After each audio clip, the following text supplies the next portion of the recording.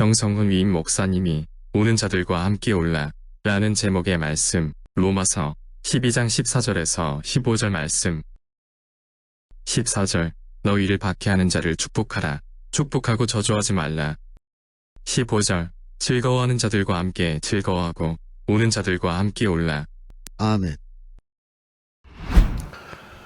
코로나 사태와 더불어 또 하나의 팬데믹 현상이 지구촌을 강타하고 있습니다. 아니, 코로나 말고 또 다른 팬데믹이 생겼다니 도대체 무슨 말이냐라고 반문하실지 모르겠습니다.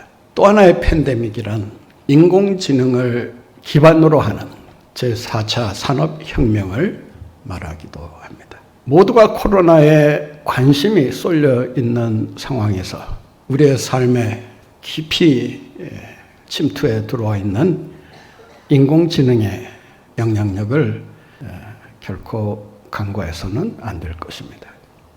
혹자는 이런 현상을 두고 앞으로 인간의 설 자리가 없어지지 않겠는가 극도의 우려를 표하고 있습니다. 그도 그럴 것이 인공지능이 하는 일은 정말 눈부실 정도로 다양한 그러한 영향력을 나타내고 있습니다. 벌써 판사들의 판결문도 쓰고 있고 소설가들의 소설도 너끈히 쓰고 있고 의사들의 진단도 거의 95% 이상 정확하게 진단을 내리고 있고 그림도 순식간에 주제와 자료만 집어넣으면 바로 그림을 창작해낸다는 것입니다. 더 충격적인 사실은 목회자 입장에서 설교도 3초면 한 편을 써낸다라고 하는 것입니다. 한 주 동안 내내 말씀 붙들고 고민하고 묵상하고 주석하면서 연구에 연구를 거듭하고 이 책 저 책을 다 참고해야 겨우 한 편의 설교를 완성할까 말까 한 그런 노력에 비하면 인공지능이 하는 일은 뭐 그 내용은 둘째치고라도 3초면 뚝딱 해치운다고 하는 이 사실만 놓고 보더라도 엄청난 충격이 아닐 수가 없습니다. 앞으로 인간을 대신해서 인공지능이 모든 일을 감당하는 시대가 곧 닥치지 않을까라는 생각을 강하게 가질 수밖에 없습니다. 이런 상황 속에서 사람들의 관심은 어디에 쏠려 있느냐? 인공지능이 대체할 수 없는 그 무언가가 있지 않겠는가? 인공지능이 아무리 탁월하다 해도 인공지능이 할 수 없는 것이 있지 않을까? 인공지능이 대체할 수 없는 인간만이 할 수 있는 고유의 능력이라고 하는 것이 무엇일까? 인간이 하는 모든 일이 인공지능에 의해 상kim화되고 있는 이런 상황 속에서 우리 인간이 발견해야 될 것이 하나 있다면 바로 대체할 수 없는 인간만이 할 수 있는 고유의 능력, 그것이 아닐까 생각합니다. 그래서 찾아낸 그 인간 고유의 능력이 뭐냐? 그 중에 하나가 공감 능력이라고 하는 것입니다. 즐거워하는 자들과 함께 즐거워하고 슬퍼하는 자들과 함께 슬퍼하고 우는 자들과 함께 울 수 있는 공감 능력은 인공지능이 죽었다 깨나도 할 수 없다는 것입니다. 물론 프로그램을 집어넣어서 흉내를 낼 수 있을지는 모르지만 진정한 의미에서의 공감 능력은 가질 수가 없다라고 하는 것입니다. 오늘 본문 말씀을 한마디로 정의하면 이런 문장으로 요약할 수 있을 것입니다. 공감 능력을 가지고 살아야 한다. 신앙생활을 함에 있어서, 아니 일상생활을 하는 데 있어서 가장 필요한 가치, 중요한 가치가 뭐냐? 바로 공감 능력이다라고 하는 것입니다. 그 사람이 성숙한 사람이냐를 말할 때 EQ를 얘기합니다. EQ는 예전에는 Emotional Quotient, 감성 지수를 말했다면 오늘날의 EQ는 Empathy Quotient입니다. 공감 능력입니다. 감성 지수를 넘어서서 공감 지수를 가져야, 그래야 이 시대를 성공적으로 살아갈 수 있다라고 말들 하고 있습니다. 왜 우리가 공감 능력을 가지고 살아야 하는가? 최고의 나를 만들어낼 수 있기 때문이다라고 하는 것입니다. 우리 모두는 다 최고의 인생을 살기를 소원하면서 살아갑니다. 최고의 나가 올라갈 수 있는 데까지 올라가도록 힘쓰면서 바라고 사는 것이 바로 우리의 인간의 삶이라고 할 수 있습니다. 최고의 나는 무엇으로 만들어지느냐? 지식이나 정보나 실력으로 만들어지는 것이 아니라 공감 지수를 통해서 만들어진다라는 것입니다. 아무리 잘나고 똑똑하고 지식이 많다 해도 공감 능력이 없으면 앞으로의 시대를 살아갈 수는 없다라고 하는 것입니다. 왜냐하면 인간의 지식과 정보는 인공지능이 다 해결해 줄 수 있기 때문이라고 하는 것입니다. 예전에는 어떤 대학을 나왔느냐, 어떤 과정을 거쳤느냐, 얼마나 많이 배웠느냐, 어떤 기술을 가졌느냐가 각광을 받았습니다. 그런데 앞으로의 시대는 인간이 하던 일을 인공지능이 다 할 수 있기 때문에 인공지능이 결코 할 수 없는 이 공감 능력을 가져야, 그래야 이 시대 속에서 영향력을 나타내며 살아갈 수 있다라고 하는 것입니다. 인공지능 시대의 최고의 인재는 누구냐? 제의가 아니라 미래학자들의 이야기입니다. 공감지수가 뛰어난 사람이다라는 것입니다. 의사가 되고 변호사가 되고 목회자가 되고 기술자가 된다 해도 반드시 갖춰야 될 것이 뭐냐? 공감 능력이라고 하는 것입니다. 즐거워하는 자와 함께 즐거워할 수 있고, 슬퍼하는 자와 함께 슬퍼할 수 있고, 우는 자와 함께 울 수 있는 이러한 공감 능력이 있어야 그 시대 속에서 많은 사람들의 사랑과 존경을 받으며 살아갈 수 있게 된다라고 하는 것입니다. 여러분의 자녀들의 앞날에 대해 많은 걱정들을 하고 계실 것입니다. 코로나 이후에 사고방식이 확 바뀌고 있습니다. 그 트렌드를 여러분들이 잘 읽으실 수 있어야 합니다. 미래 사회가 어떤 식으로 펼쳐질 것인가를 미리 내다볼 수 있어야, 그래야 거기에 맞는 자녀들을 교육할 수 있는 거 아니겠습니까? 여러분의 자녀들 영어, 수학 다 중요합니다. 그런데 공감 능력이 떨어지면 앞으로 살아남기가 어렵습니다. 최고의 나를 만들어주는 힘은 뭐냐? 바로 공감 능력입니다. 여러분의 자녀들 조금 공부 못해도 속상해하지 마세요. 이제는 학벌이 중요한 시대가 아닙니다. 얼마나 많이 배웠느냐도 그렇게 중요하지 않습니다. 인공지능만 잘 이용할 줄 알면 웬만한 것은 다 해결할 수 있습니다. 문제는 뭐냐? 사람의 마음을 움직이는 힘이 있느냐 없느냐라고 하는 것입니다. 공감 능력을 가지고 살아야 하는 또 하나의 이유가 있습니다. 그것은 사람을 얻을 수 있기 때문입니다. 여러분, 인생에서 성공이란 무엇입니까? 어떤 목표하는 것을 달성하는 것도 성공의 하나라고 말할 수 있을 겁니다.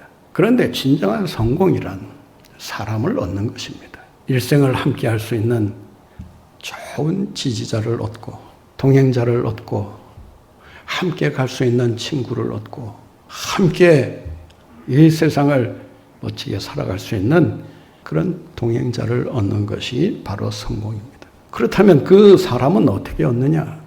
공감 능력이 뛰어날 때 사람을 얻을 수가 있습니다.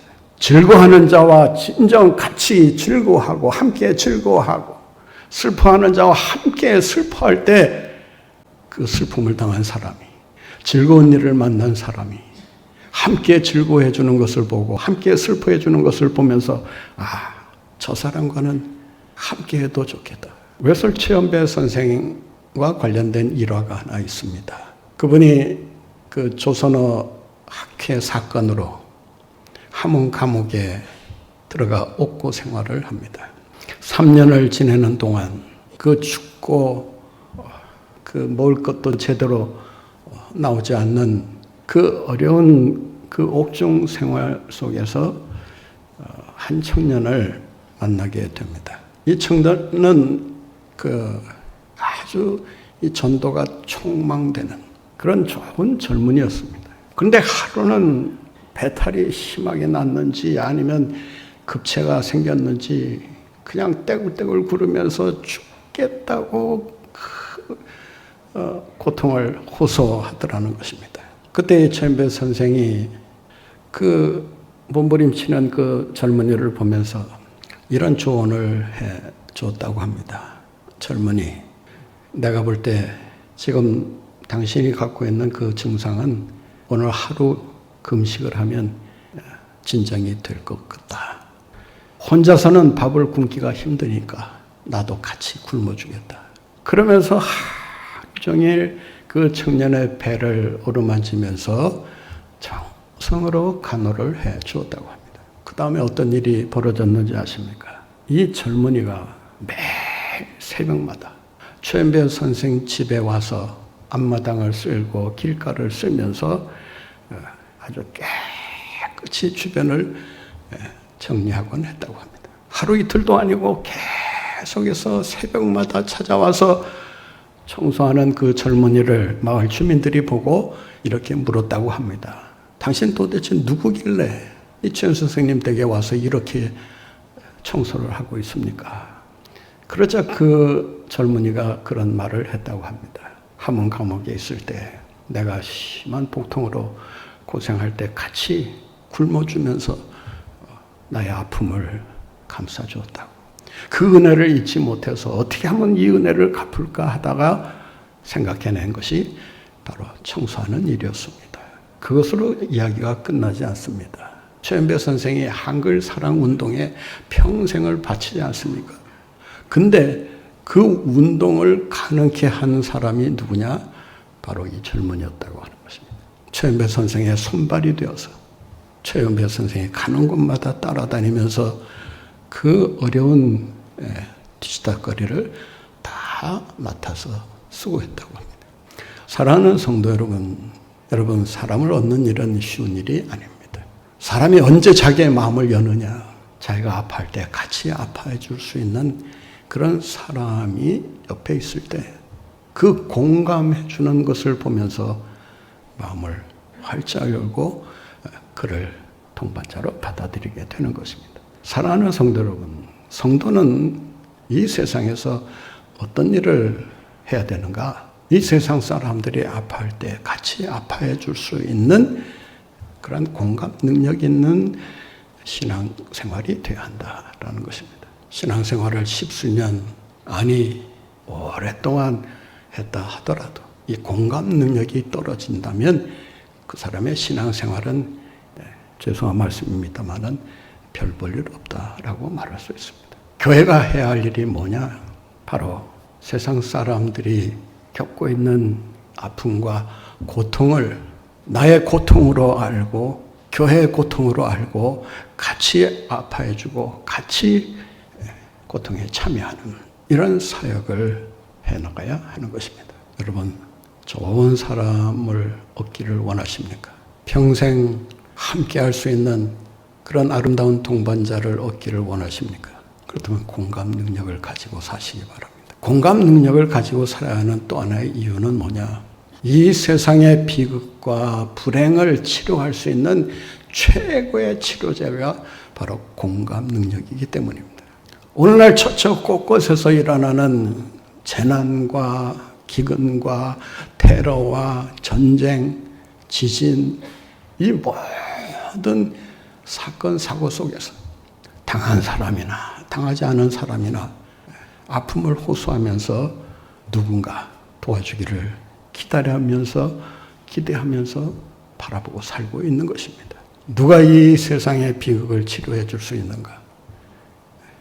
바로 공감 능력을 가진 그리스도인만이 그 일을 할 수 있다는 것을 다시 한번 기억할 수 있어야 합니다. 어떻게 해야 공감 능력을 가지고 성공적인 행복한 인생을 살아갈 수 있을까?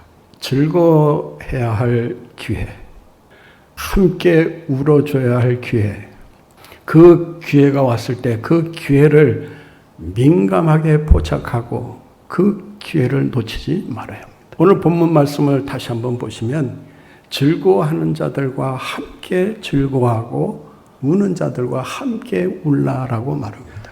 이 말을 정확하게 번역하면 이런 뜻이 됩니다. 아무도 당신의 즐거움에 참여할 자가 없는 상황에 있는 자에게 찾아가서 그 사람의 즐거움에 동참하고, 당신이 울어도 아무도 귀를 기울이지 않고 다 무관심으로 일관하는 그런 상황에 처해 있을 때 당신이 그 사람과 울어줄 수 있는 그 한 사람이 되기 위해 힘써라, 그런 뜻입니다. 즐거워할 때 즐거워하고 울어야 할 때 같이 울어주는 것은 웬만한 이 공감 능력이 있으면 다 할 수 있습니다. 그런데 아무도 같이 즐거워해 주지 않고 아무도 같이 슬퍼해 주지 않을 때 찾아가서 진정한 위로자가 되고 같이 고통을 함께 나누면서 그의 아픔을 치료해 주는 자가 진정 복 있는 사람이요 그리스도인이라, 이렇게 말할 수 있는 것입니다. 기회는 그 기회가 왔을 때 붙들어야 합니다. 사람이 목마를 때 그때 물을 제공해 줘야, 그래야 그 물이 그 사람에게 정말 달고 맛있는 물이 될 수 있습니다. 어쩌면 그 사람을 살릴 수 있는 생수가 될 수도 있는 것입니다. 물을 많이 마신 상태에서 또다시 물을 마시라고 한다면 그 물을 받고 마시려고 하겠습니까? 그런 상태에서 물을 마시면 그 물은 오히려 쓴 물이 되고 맙니다. 이 효능 극대화의 법칙이라는 게 있습니다. 그 효능이 극대화되어 나타날 때 그때 도움을 주거나 필요한 것을 제공할 때 그것이 그 사람에게 진정한 도움으로 다가오게 되는 것입니다. 어려운 일을 만났을 때 그 즉시 그 기회를 이용해서 그 사람의 아픔을 위로하기에 다가가야 하는 것입니다. 기회를 놓치면 그 효능은 점점 반감되고 만다는 것을 알아야 합니다. 모든 상황이 다 종결된 다음에 그 다음에 찾아가서 이러니 저러니 하는 것은 뒷북치는 것에 불과합니다. 전혀 도움이 되지 않을 수 있다는 것입니다. 즐거워할 때 함께 즐거워할 줄 알아야 합니다. 오늘 본문 말씀을 보면 우는 자들과 같이 함께 울라라고 말씀하고 있는데 그 앞에 보면 즐거워하는 자들과 함께 즐거워하라는 말씀이 먼저 나옵니다. 다시 말해서 우는 자들과 함께 울어주는 것도 잘하는 일이지만 그보다 더 잘하는 일은 뭐냐? 즐거워하는 자와 함께 즐거워하는 것이다 라는 것입니다. 우는 자들과 함께 울어주는 일은 비교적 쉬울 수 있어요. 그런데 즐거워하는 자들과 함께 즐거워하는 일은 도 같은 사람이 아니고서는 하기가 어렵습니다. 많은 사람들이요, 나는 안 그런다 라고 말을 할지 모르지만 못된 심보가 있습니다. 그건 뭐냐? 다른 사람이 잘 되는 것이 즐겁지가 않은 거예요. 내 속담을 빌리면 배가 아픈 거예요. 남의 불행이 나의 행복이다. 혹시 이런 말 들어보셨을 거예요. 남의 불행이 나의 행복이고 남의 행복이 나의 불행이다. 이런 식으로 사는 사람은요, 평생 가도 비루한 인생을 벗어날 수가 없습니다. 진정한 그리스도인의 삶이란 뭐냐? 즐거워할 때 함께 즐거워할 수 있어야 합니다. 사촌이 땅을 사면 배가 아픈 정도가 아니라 위궤양에 걸리거나 위암에 걸리는 사람은 아주 위험한 사람이에요. 사촌이 새 차를 뽑으면 교통경찰이 돼서 딱지 떼려고 하는 사람, 이런 심보 가지고는 결코 행복한 인생을 살아갈 수가 없습니다. 즐거워하는 자들과 함께 즐거워할 수 있는, 정말 아낌없이 박수를 쳐주고 칭찬해주고 높여줄 수 있는 그 사람의 기쁨이 나의 기쁨인 양, 그 사람이 기뻐하는 것보다 더 기뻐해 줄 때 여러분 그 기쁨이 배가 되고 3배가 되고 그 이상이 되는 거예요. 여러분 교회 어느 집사님이 명품백 들고 왔으면 여러분 안 입고 온 듯이 쳐다보지 말고 알아주세요. 예? 알아달라고 들고 왔는데 아무도 알아주지 않고 예? 뭐 잘났다고 예? 교회까지 여러분 그런 생각하지 마세요. 알아달라고 들고 왔으면 알아주세요. 예? 정말 예쁘네요. 정말 잘 어울리네요. 잘 어울리지 않아도 정말 잘 어울린다. 이 배포가 좀 커야 돼요.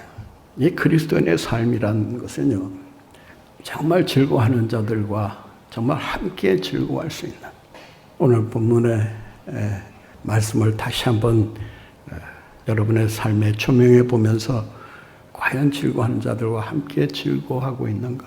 우는 자들과 정말 그 아픔을 같이 하면서 내 아픔으로 생각하면서 같이 아파하고 있는가? 정말 우리가 공감 능력을 가지고 살아가려면요, 예수님의 긍휼하심을 본받아야 합니다. 공감의 대가가 누군지 아십니까? 최고의 대가, 공감의 달인 중에 달인이 누구냐? 바로 예수 그리스도입니다. 히브리서 4장 15절 말씀에 보면 주님은 우리의 연약함을 체휼하지 않으시는 분이 아니다. 바꿔 말하면 체휼해 주시는 분이다. 체휼이라는 게 뭡니까? 긍휼을 넘어서서 체휼해 주시는, 정말 안타까워하시면서 그의 고통을 자신의 고통으로 여기면서 치료해 주시는 분이지 바로 예수 그리스도시다라고 하는 것입니다. 예수님께서 병자를 고치실 때라든지 또 버림받은 그런 소외된 인생을 사는 사람들이라든지 아니면 세상 사람들로부터 경멸을 당하는 그런 사람들에게 다가갈 때 정말 아픔과 고통을 느끼는 사람들을 바라볼 때 주님께서 항상 먼저 가지셨던 마음이 있습니다. 그것이 뭐냐? 불쌍히 여기는 마음이었습니다. 나사로가 죽었다고 했을 때도 그 무덤가에 가셔서 슬피 우셨다고 성경은 기록하고 있습니다. 명예혁명이라는 책에 나오는 이야기입니다. 할아버지 의사와 손자 의사가 옥신각신 말다툼을 합니다.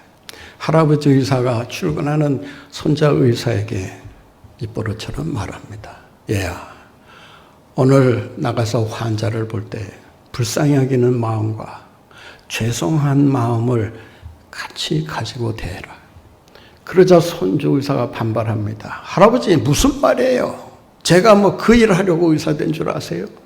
의술을 베푸는 사람은 난데 제가 왜 환자에게 대해서 죄송한 마음을 가져야 합니까? 환자는 환자고 의사는 의사인데 저는 열심히 치료만 할 뿐이고 고마워야 될 사람은 환자들 아닙니까? 제가 뭐가 부족해서 죄송한 마음 가지고 불쌍히 여기는 마음 가지고 해야 됩니까? 그러자 그 할아버지가 이렇게 말합니다. 환자가 아픈 것은 의사들이 제대로 치료해 주지 못했기 때문에 생긴 것이 아니냐. 의사들이 그 병의 원인을 찾아내기 위해서 애쓰고 연구하고 공부하고 힘쓰면 그 병을 치료할 수 있음에도 불구하고 그렇지 못하기 때문에 환자들이 고통을 호소하는 거 아니냐. 따라서 환자들 앞에 항상 입에 달고 살아야 되는 말이 하나 있다. I'm sorry. 제가 깨끗이 고쳐드리지 못해서 죄송합니다. 미안합니다. 제가 더 잘 고쳐보겠습니다. 그 할아버지가 이렇게 말합니다. 환자를 향해서 I'm sorry 하고 불쌍히 여기는 마음으로 대하면 머지않아 반드시 훌륭한 의사가 될 거다. 사랑하는 성도 여러분, 우리가 배워야 할 긍휼은 어떤 긍휼 많은 사람들의 긍휼이 아닙니다. 예수 그리스도의 긍휼만이 모든 아픔을 치유할 수 있고 해결할 수 있다는 것을 기억하시고 예수 그리스도의 긍휼을 힘내고 날마다 공감 능력을 가지고 승리하며 살아가시는 여러분들 모두가 되시기를 바랍니다.